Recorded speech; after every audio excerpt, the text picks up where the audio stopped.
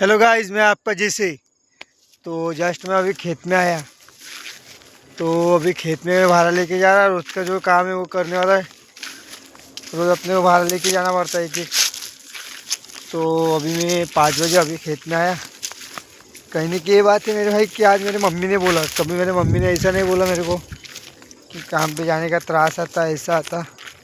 आज मेरी मम्मी बोल रही थी रोज़ रोज़ रोज़ रोज़ वावरात जाऊन पाय दुखते रे म्हणे, काय करू आता म्हणे, समजत नाही म्हणे। तर तेव्हा मला असं वाटलं ना यार की भाई म्हटलं आता काही करून सक्सेस व्हावं लागते भाई। काहून का आईबाबाच्या ना आता कामाला भावंड नाही का, त्यांची पण एज किती लिमिट राहणार आहे काम करायची शक्ती। तर असं वाटत होतं यार की गौरव का करता बे तू यार बहिणचोद। आता म्हणतो सक्सेस झाला असता तर मम्मीसाठी काही ना काही केलं असतं मी, असा विचार येत होता ना यार तेव्हा। किंवा मम्मीनं म्हटलं तेव्हा मला पाय दुखते रे आता काम नाही होत रे माझ्यानं म्हणे। तर बेकार वाटलं भावानं तेव्हा मला, की बहुतच बेकार वाटलं। समजत नाही यार, काहीच विचारत आहे दिवसभर मी की आता साला करू तर करू काय यार। ना यार मनी पैशाचा प्रॉब्लेम, ना साले शेती आहे ना काही। एकटी मम्मी कामाला जाते भावांनो, मी तर जस्ट आता घरीच आहे। 1 महिना झाला पेपर ज्यांना सुट्ट्या काढल्या होत्या, तर आता मी जस्ट घरीच आहे 1 महिना।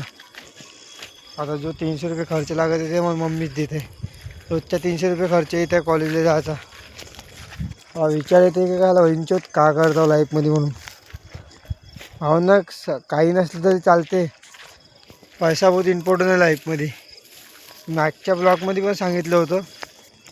आता हा भारा नेतो मी, बघू शकता म्हशी खातात भावांनी। एक पराठी जीवतोळे काकाची। म्हणजे आमची सिच्युएशन अशी होती यार की ना आई बाबांना राहायला घर होतं ना काही।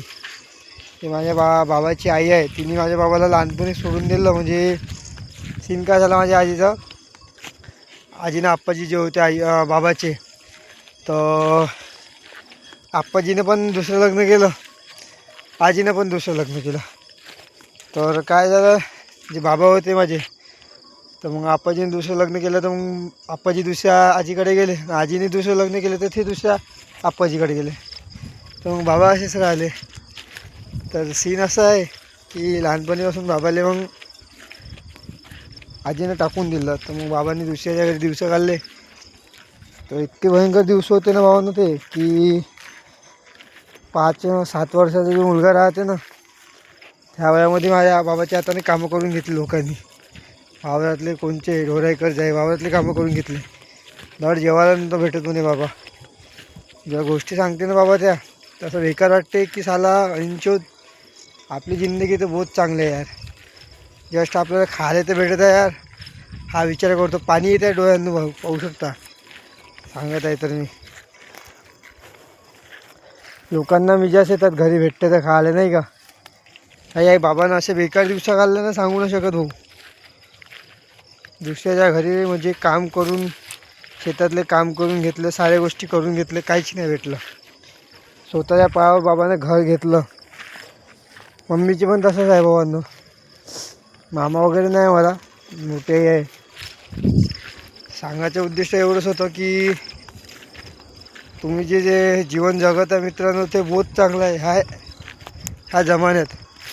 ज्यांच्या जमान्यात त्यांनी कसे दिवस काढले त्यांना माहीत भावांनो। खायला नव्हतं भेटत होते बाबा म्हणे, कांदा आणि कोणती पोळी खा लागे म्हणे, कामाला जा लागे म्हणे। तुम्हाला शिकायला भेटत आहे ते तुम्ही असे करता म्हणे मिजास म्हणे। त्या पप्पा सांगते ना यार, तर साला असं बेकार वाटतं साला यांच्यात की इतका मोठा झालं तर त्यांच्यासाठी काहीच नाही करू शकत। लढ येते साला, असं वाटतं का यांच्यात का करतो लाईफमध्ये।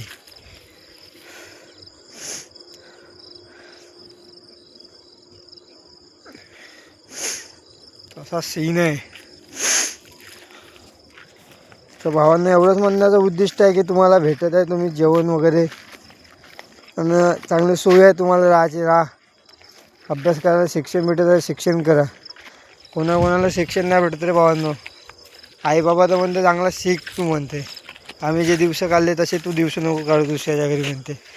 मग त्यांना माहिती आहे भाऊ का कसे दिवस काढायला लागते म्हणून वावरात जाऊन. आता माझी आई एकटी कापसाला जाते तर तिचे पण पाय दुखते भाई. बाबाच्या कानांना आता म्हणजे सॉरी कानाला ऐकून आहेत, कानाचा पण प्रॉब्लेम झाला बाबांना. आईचे पाय दुखते.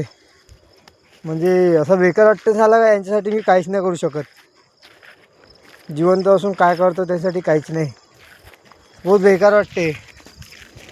म्हटलं नाही मम्मी, म्हटलं 1 वर्ष दे आता. हे लास्ट इयर म्हटलं माझ्यासाठी 1 वर्ष. हे लास्ट 2026 2027पर्यंत महिनचूत काही करीन म्हटलं मम्मी, पण तुझ्यासाठी काही ना काही करीन म्हटलं. हे 1 वर्षामध्ये काही करीन भाऊ, जीवाचे हाल करीन, हार्डवर्क करीन.